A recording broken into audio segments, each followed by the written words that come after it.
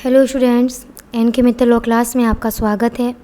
आज का आपका टॉपिक होगा इसमें इन्फ्रिंजमेंट ऑफ ट्रेडमार्क। हमारी अब तक ट्रेडमार्क की 2 क्लास हो चुकी हैं, जिसमें मैंने फर्स्ट क्लास में इंट्रो ऑफ ट्रेडमार्क, सेकंड में रजिस्ट्रेशन ऑफ ट्रेडमार्क की बात करी है। आज मैं यहाँ पर ट्रेडमार्क इन्फ्रिंजमेंट के बारे में बात करूँगी। सबसे पहले तो आपको पता होना चाहिए इन्फ्रिंजमेंट का मीनिंग क्या होता है। देखिए, आप ये अच्छी तरह जानते हैं कि जब ट्रेडमार्क को रजिस्टर्ड करवा लिया जाता है, अगर ट्रेडमार्क एक बार रजिस्टर्ड हो चुका है तो यहाँ पर जो ट्रेडमार्क ओनर होगा उसी के पास ये अथॉरिटी होती है कि वह उस ट्रेडमार्क का प्रयोग करेगा। अगर कोई भी व्यक्ति उस ट्रेडमार्क ओनर की परमिशन के बिना उसके ट्रेडमार्क का प्रयोग करता है, कैसा प्रयोग करता है? अनऑथराइज तरीके से प्रयोग करता है। और यहाँ पर जो उसने ट्रेडमार्क यूज़ करा है अनऑथराइज तरीके से, वह ओरिजिनल ट्रेडमार्क के सिमिलर है, चाहे आइडेंटिकल हो चाहे डिसेप्टिवली हो, मतलब सिमिलर है। लोगों के माइंड में परचेज़र के माइंड में कहीं ना कहीं कन्फ्यूज़न क्रिएट हो रहा है, तो हम मानेंगे कि हाँ, यह इन्फ्रिंजमेंट ऑफ ट्रेडमार्क है।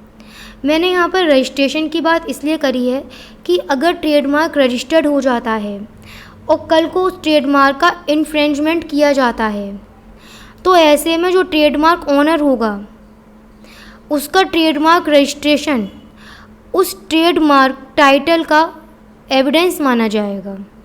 मतलब यह है कि उस ट्रेडमार्क ओनर को अपनी ट्रेडमार्क ओनरशिप साबित करने की ज़रूरत नहीं होगी।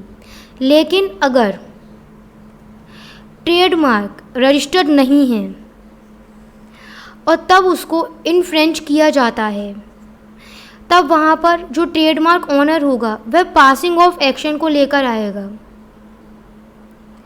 और तब यहाँ पर उसे कई बातें भी साबित करनी होंगी।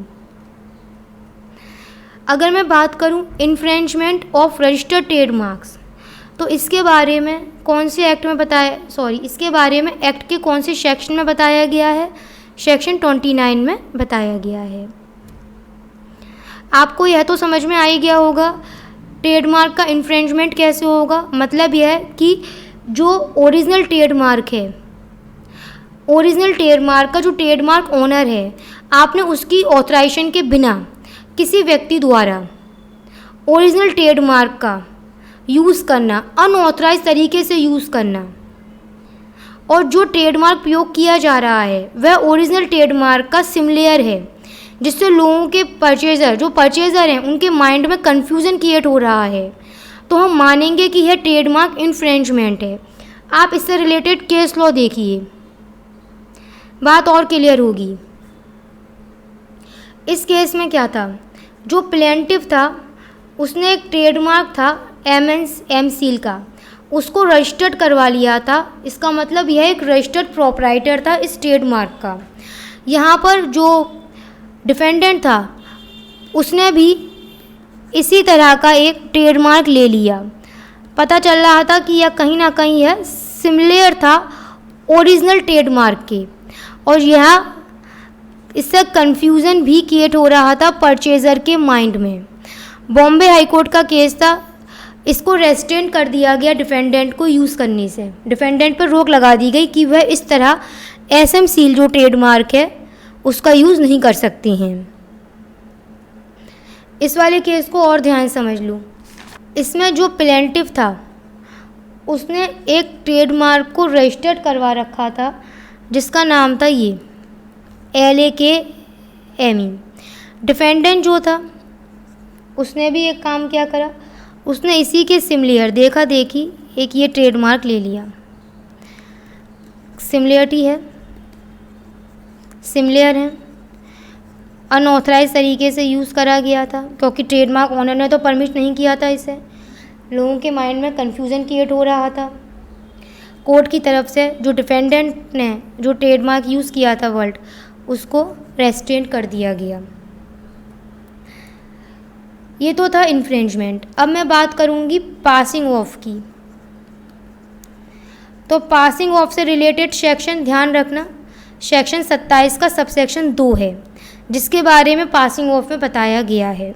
मैं आपको पहले भी बता चुकी हूँ कि अगर ट्रेडमार्क ओनर ट्रेडमार्क को रजिस्टर्ड नहीं करवाता है और तब उस ट्रेडमार्क को इन्फ्रेंच किया जाता है। इन्फ्रेंच क्या होता है?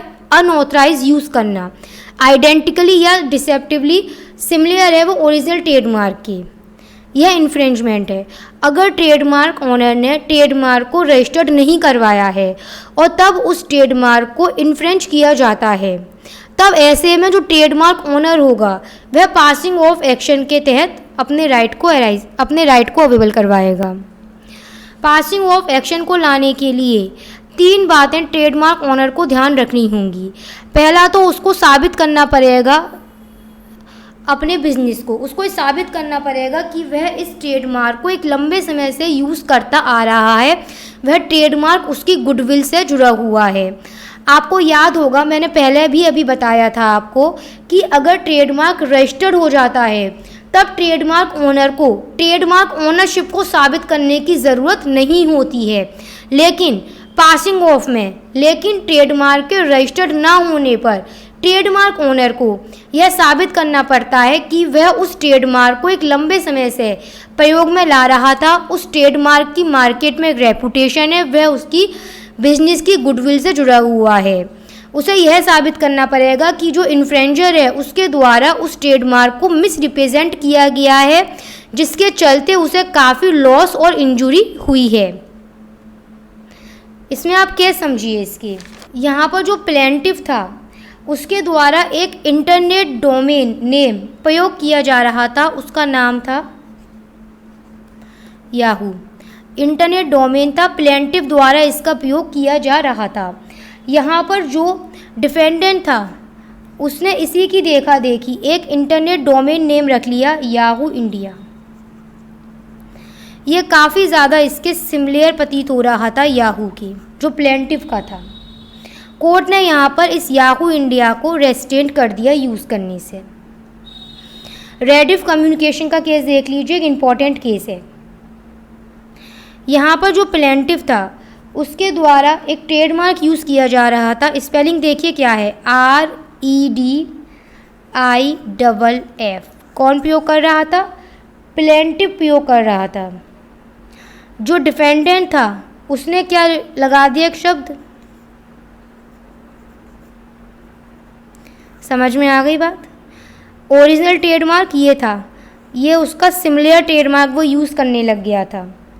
कोर्ट ने यहाँ पर डिफेंडेंट को रेस्ट्रेंट कर दिया, इस वाले डोमेन नेम को इसको यूज़ करने से कोर्ट ने मना कर दिया। क्यों? ऑफकोर्सली यह उसका इन्फ्रेंचमेंट था, क्योंकि यह बहुत ही उसके सिमिलर था। लोगों के माइंड में कहीं ना कहीं कन्फ्यूज़न इससे क्रिएट हो रहा था। यहाँ पर आपका इन्फ्रेंचमेंट पासिंग ऑफ ट्रेडमार्क कंप्लीट हो जाता है।